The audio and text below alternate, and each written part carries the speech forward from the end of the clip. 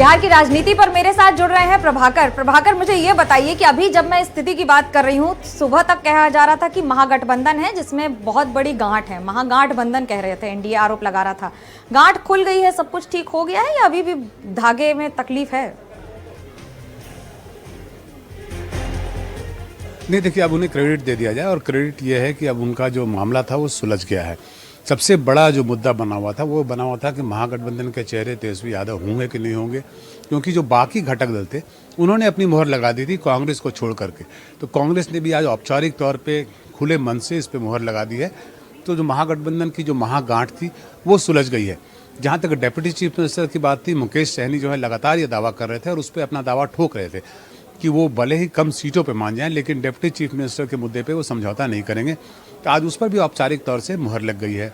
जहाँ तक साझा कार्यक्रम की बात है, यानी कि राहुल गांधी और तेजस्वी यादव जो साझा चुनाव प्रचार करेंगे, तो उसकी भी डिटेल जो है जो हमारे पास आ रही है, उसमें लगभग 28 तारीख के आसपास, यानी कि अब से 3 दिन के बाद न केवल साझा घोषणा पत्र जारी होगा जो कि महागठबंधन का घोषणा पत्र होगा, बल्कि साझा चुनाव प्रचार की जो पूरी रूपरेखा है वो भी जनता के सामने आ जाएगी।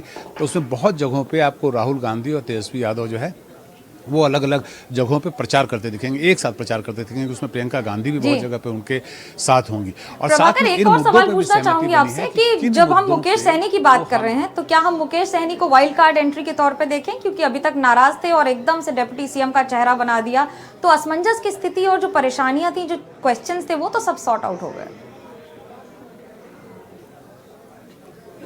जी देखिए, वो वाइल्ड कार्ड एंट्री नहीं है। मुकेश सहनी तो बहुत दिनों से महागठबंधन के पार्ट थे। हाँ, उनकी जो मंशा थी, उनकी जो इच्छा थी कि वो महागठबंधन के मुख्यमंत्री के रूप में उनका नाम घोषित किया जाए, तो उस पर मोहर नहीं लग रही थी। औपचारिक तौर पे कोई इस पर बोलने को तैयार नहीं था, जिसका कि आज प्रेस कॉन्फ्रेंस में जो उनकी मुश्किलें थोड़ी सी आसान हो गई, जबकि कांग्रेस और आरजेडी के सभी बड़े नेता जो महागठबंधन के घटक दल के नेता बैठे होते और उसके सामने उस बात पर मोहर लग गई। तो मुकेश सहनी जो हैं, उन्हें देखिए, उनका कद बढ़ा है, इससे उन्हें एक ईबीसी का नेता माना जाता है। हालांकि वो मल्लाह जाति से आते हैं, निषाद जाति से आते हैं, जिसका एक बहुत बड़ा इलाका है जहाँ पे उसका दबदबा है। उन्हें माना जाता है कि वो मल्लाह के नेता हैं, लेकिन साथ में ईबीसी वोट पे भी उनकी दबदबा की बात होती है, उनके दबदबे की बात होती है। तो इसलिए महागठबंधन ने उनके वैल्यू को समझा। और धन्यवाद आपका इस पर जानकारी देने के लिए। लेकिन आज जब पटना में महागठबंधन प्रेस कॉन्फ्रेंस कर रहा था, उसी वक्त होटल के बाहर कांग्रेस के नाराज नेता और कार्यकर्ता नारेबाजी कर रहे थे। नाराज नेताओं का आरोप है कि टिकट बेचे गए, गलत लोगों को उम्मीदवार बनाया गया। देखिए ये रिपोर्ट। हम लोग विरोध में हैं, पार्टी से निष्कासित कीजिए, जो कीजिए वो आपका आउटलुक है, लेकिन आपने गलत किया है, इसलिए हम लोग का नारा है टिकट चोर दीजिए। जब पटना के मौर्या होटल में महागठबंधन अपनी एकजुटता के सबूत देने के लिए इकट्ठा हो रहा था, तब होटल के बाहर कांग्रेस के विरोध में कांग्रेस के ही लोग बागी हो रहे थे।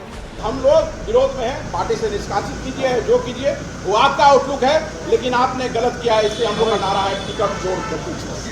क्यों आप लोग प्रदर्शन कर रहे हैं? भाई, जिस तरह से बिहार में अनुसूचित जाति की संख्या के हिसाब से हिस्सेदारी देने की बात की गई थी, उसके विपरीत जो संघ के लोगों को, भारतीय जनता पार्टी के लोगों को, आयातित लोगों को सारा टिकट बेच दिया गया है। कौन बेच दिया है कांग्रेस का टिकट? यह कृष्णा अल्लावरू, शकील खान, राजेश राम, सारे जो सह प्रभारी हैं, चाहे सुशील पासी हो, चाहे वो शहनवाज आलम हो, चाहे वो देवेंद्र यादव हो, सब लोगों ने इन्होंने मिल करके सौदेबाजी करके बिहार के दलितों को, बिहार के अति पिछड़ों को बेवकूफ बनाने का प्रयास। यानी जिस कांग्रेस प्रभारी कृष्णा अल्लावरू की फीडबैक के बाद तेजस्वी के नाम का ऐलान हुआ, बिहार कांग्रेस उसी से नाराज है और उन पर टिकट बंटवारे में गड़बड़ी का आरोप लगाया जा रहा है।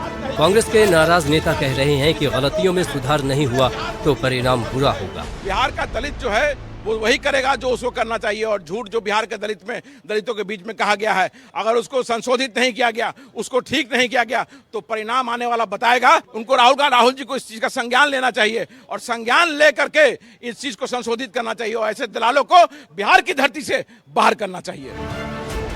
कांग्रेस के टिकट बंटवारे में कई मौजूदा विधायकों का टिकट काट दिया गया है। इसी बात के विरोध में कांग्रेस के नेताओं ने प्रदेश कार्यालय सदाकत आश्रम के बाहर भी धरना दिया था। कल हम लोग एक दिन का उपवास और धरना प्रदर्शन सदाकत आश्रम में कह रहे हैं अपनी मांगों के लिए। हमारी मांगें, सबसे प्रमुख मांग ये है कि अभी जो वर्तमान व्यवस्था बनी हुई है, कृष्णा अल्लावरू और उनके साथ जितने भी लोग हैं, तीनों सह प्रभारी, उनको बिहार से उनकी विदाई तुरंत की जाए अगर कांग्रेस को बचाना है, क्योंकि हमारी मुहिम कांग्रेस को बचाने की है। हम लोग कांग्रेसी थे, कांग्रेसी रहेंगे। उनको हटाइए, वॉर रूम के लोगों को यहाँ से हटाइए। उसके बाद हमारी मांग ये है कि किसी राजनीतिक व्यक्ति को आप यहाँ पे प्रभारी बनाइए, उनकी देखरेख में चुनाव कराइए, बेहतर रिजल्ट आपको मिलेगा, कम से कम अभी से तो बेहतर मिलेगा। कांग्रेस के नाराज नेताओं का कहना है कि मौजूदा नेतृत्व की वजह से कार्यकर्ताओं में आक्रोश और हताशा है और मांगे नहीं मानी गई तो आने वाले दिनों में आंदोलन तेज हो सकता है।